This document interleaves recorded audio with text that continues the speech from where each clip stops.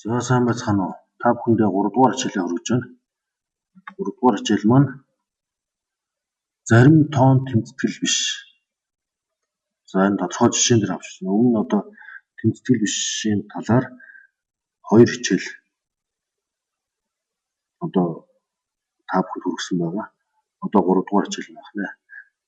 За энэ дээр жишээ 1 3-ын 21 зэрэгт ба 2-ын 31 зэрэгт тоонуудын аль нь их вэ? За энэ 2 дугаар хичээл дээр мөн тоонуудыг жишг талаар авч үзсэн. Тэрэн дээр бол одоо үндсэн хэрэглэдэг чухал чанарыг авч үзсэн байна. Тэрний яг үгээр 2 тоог жишгтэй тэдгээрийн ялгуурыг авч үзээд ялгуур нь тэгээс их байна уу, тэгээс бага байна уу, эсвэл тэгтээ тэнцүү байна уу гэдгийг л одоо шалгадаг тийм чанар байгаа. За энэ одоо бид нар болохоор эндээс дараах байдлаар хувиргана гэж. За 3-ын 21 зэрэгтийг бол ингэж явъя. 3-ын 20 зэрэгтийг үүсгэх нь 3-ын 1 зэрэгт гэсэн үг. За эндээс яг тэгэхээр 3-ын 20 зэрэгт гэдэг маань 2-ыг үүсгэх нь 10 зэрэгт гэсэн. 3-ын 2 зэрэгтийн 10 зэрэгт. За эндээс 3-ыг үүсгэх нь за энэ хэсэг маань бол 9-ийн 10 зэрэгт болно.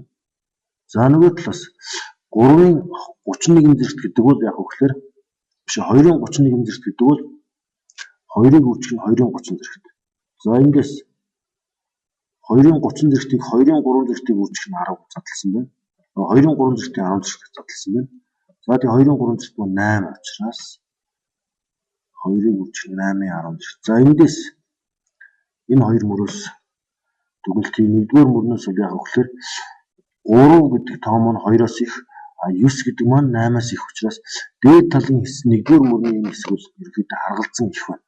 Тийм учраас энэ хоёр тоог жишнэ гэдэг маань 3-ын 21 зэрэгт гэдэг нь 2-ын 31 зэрэгтээс их болж байна гэсэн үг.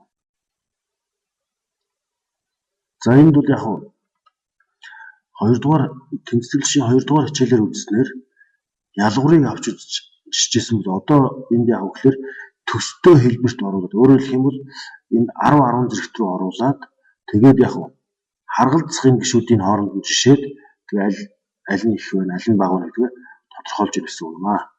За энэ жишээг ойлгож авсны дараа бол дараах энэ 12 даалгаврыг хийж үзэх хэрэгтэй.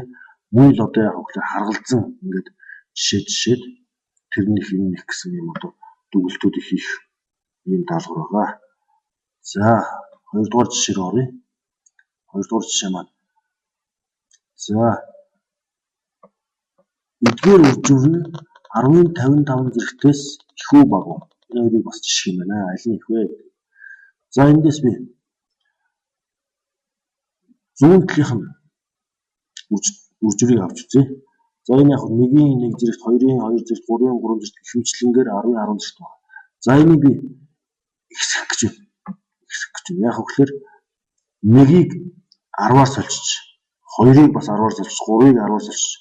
Бүх 1 2 3 4 гээд 10 хүртэл явж байгаа энэ бүх суурьуудыг бүгдийг 10 болгоод сольчихно гэдэг чинь ихсэж байгаа гэсэн үг.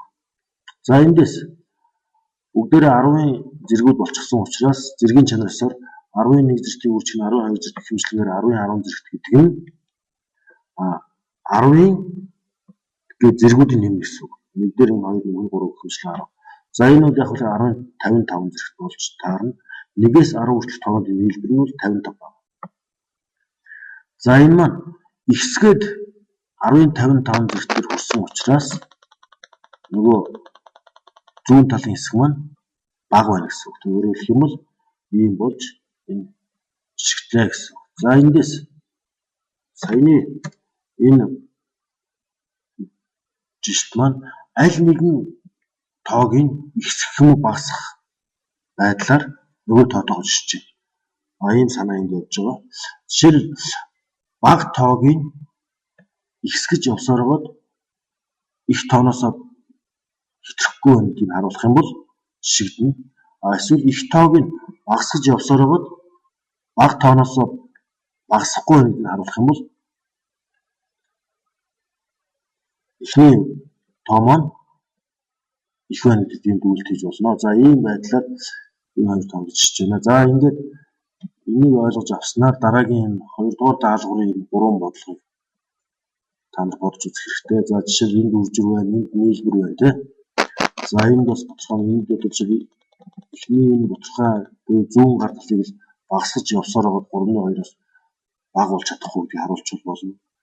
За энэ 3 дугаар бодлогон дээр бас энэ зүүн гар талын тодорхойг яг ямар нэгэн байдлаар ихсгэж явсаар байгаад эндээс хэтрэхгүй гэдгийг харуулах юм бол бид нар бас энд эзэдэл шиг баталж болно гэсэн үг нэ. За ингээд та бүхэнд амжилт хүсье. Баярлалаа.